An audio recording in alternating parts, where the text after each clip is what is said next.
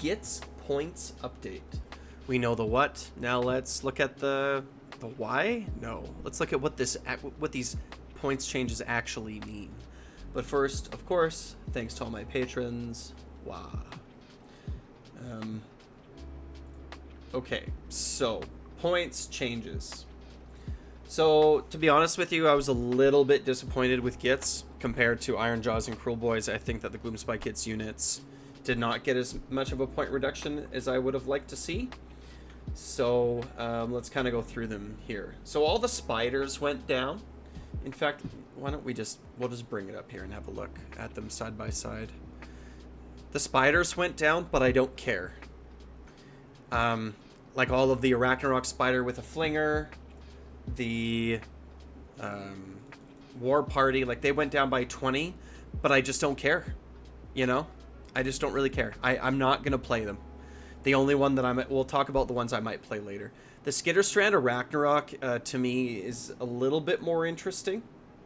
The reason is because I think that, I mean, even then, it's like, it's on such a big base. I want it to be good. Like, I want to be able to play one of the spiders. But it's just on such a large base. I just can't imagine that it's actually going to be like decent and playable. Being able to teleport it, where'd my points go? Being able to teleport it into stuff. Skitter. Oh, that's why. Being able to teleport it into stuff, like around the table, is pretty cool. But I don't know. It gets no charge support, and because its base is so big, it's like, I don't know, it just can't really get into anywhere. I mean, who even cares? I'm not even gonna bother looking at it. Okay, Dankhold Troggoth went down 20 points. Where's my Troggoth here? The Troggoth goes down 20 points, and I think this is the biggest, nicest thing that we get in Gitz. Of all the things that went down, this is the one that I'm a little bit more excited about than anything else. The damage of the Dankhold is actually pretty good, and with the Wade and Smash ability, being able to get like into combat is pretty cool. So while it's like he sort of takes the role of almost like a hero, right? And he's relatively cheap, and he moves pretty good. Like I said, with that Wade and Smash ability, and I always liked him quite a bit. Oh my god, my phone's ringing. That's not a good thing. Next, we got the Doom Diver. So the Doom Diver came down 20 points, which is good.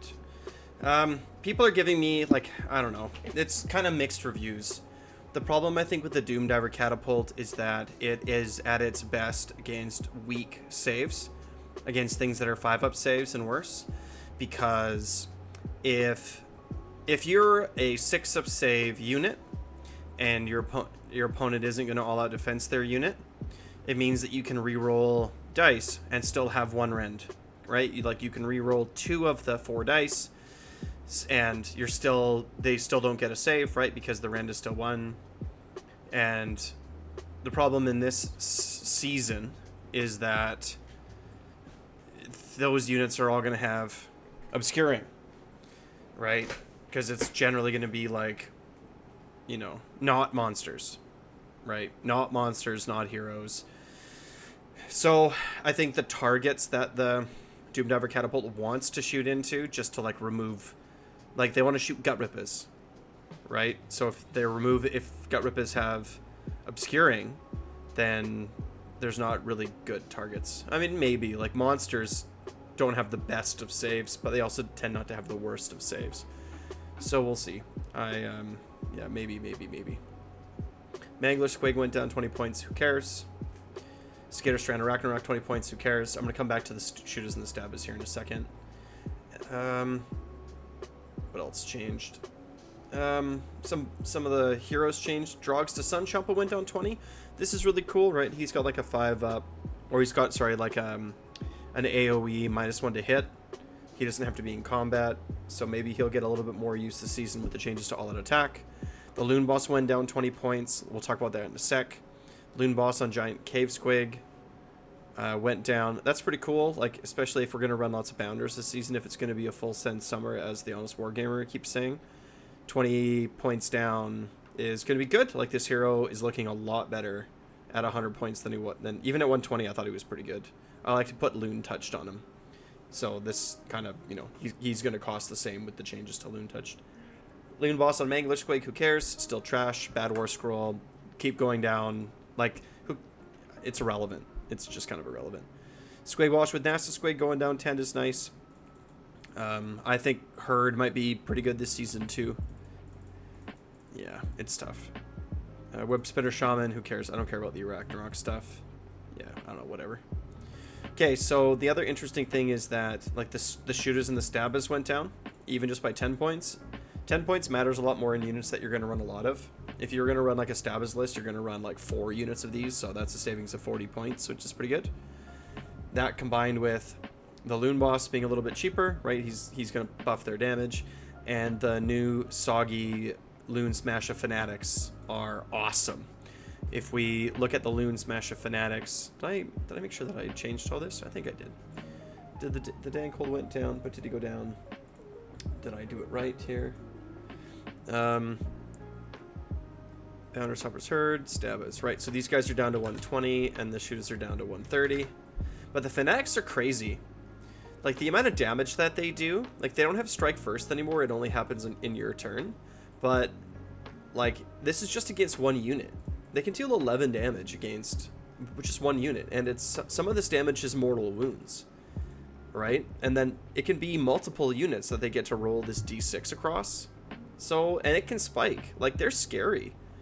And they get to come out, like, coming out wholly within 3, and then they can charge afterwards. You're getting a 6-inch charge here if you're setting up outside of 9. That's really scary.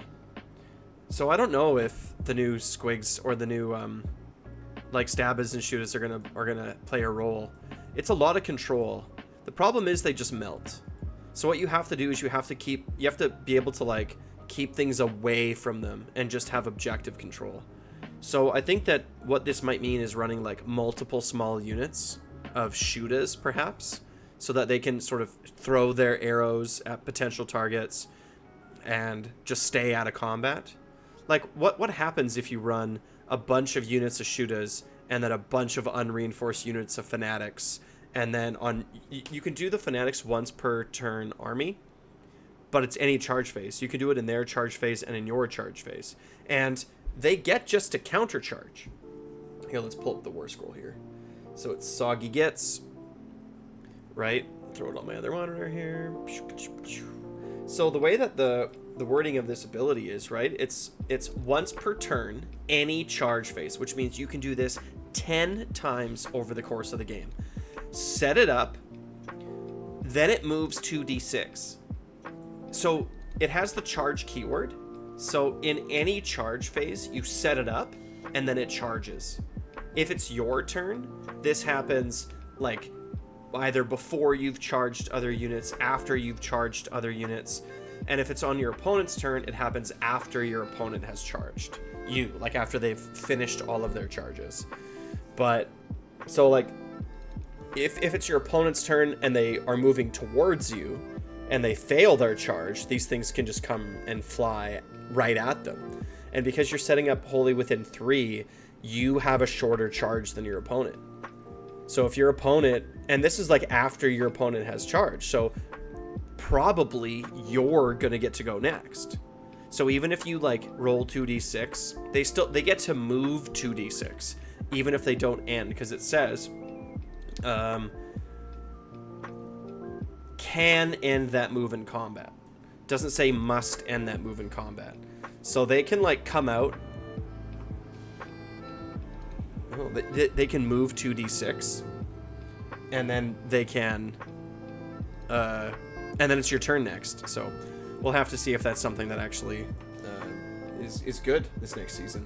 I don't know. We'll see. What do you think about, like, Fanatics, Stabbas, Shooters? Like, what do you think of a more, like, Moon Clan oriented list? Let me know in the comments below. Like, subscribe. Wow.